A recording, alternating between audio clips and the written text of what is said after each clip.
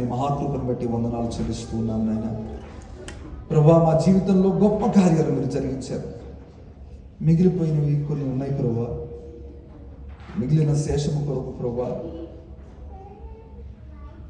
యూదా రాజ్యము ఏ విధంగా మొరపెట్టారు, హిజ్కియా ప్రజలు ఏ విధంగా మొరపెట్టారు, నా జీవితంలో మిగిలిపోయిన దాని కొరకు, ఇంకా నా జీవితంలో జరగాలని ఆశపడుతున్న దాని కొరకు ప్రభా నేను ప్రార్థిస్తూ మొరపెడుతూ ఉన్నాను. నా జీవితంలో కార్యం మీరు చేయబోతున్నారనే నమ్మక విశ్వాసం నాకు కలిగింది.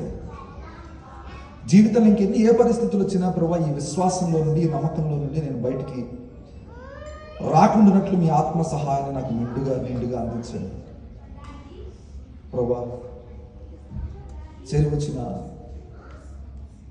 వారిలో ఏ ఒక్కరిలో నేను ఆత్మీయమైన, ఆరోగ్యపరమైన, ఆర్థికపరమైన శేషం ఏదైనా ఉంటే ప్రభా,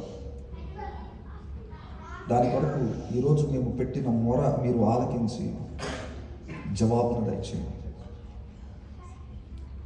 వాగ్దాన దేశమునకు మమ్మల్ని నడిపించండి. ఆ వాగ్దానాన్ని మేము స్వతంత్రించుకొని మీ నామాన్ని మేము ఘనపరచడానికి ఎదురు చూస్తూ ఉన్నాం ప్రభా. చేరి వచ్చిన వారిలో దేని కొరకు చూస్తున్నా సరే కొన్ని అవసరతలు జ్ఞాపకం చేసుకుంటున్నాం. ఉద్యోగరీత్యా కొంతమంది ప్రభా ఎదురు చూస్తూ ఉన్నారు. వారి జీవితంలో ఈరోజే ప్రభా ఒక గొప్ప కార్యము మీరు జరిగించమని ప్రభా మొరపెడుతూ ఉంది. రాత్రికి రాత్రే ప్రభా సైన్యమంతా హతమార్చబడినట్టు రాత్రికి రాత్రే మా జీవితాలు తారుమారైపోయే గొప్ప ఆశీర్వాదం ఉద్యోగాల కొరకు చూస్తున్న వారి జీవితంలో మీరు జరిగించండి. ఇక్కడ స్థిరత్వం కోసం చూస్తున్న వారి జీవితంలో పియర్స్ కార్యం జరిగించండి. చదువులోని వారి జీవితంలో కార్యం జరిగించండి.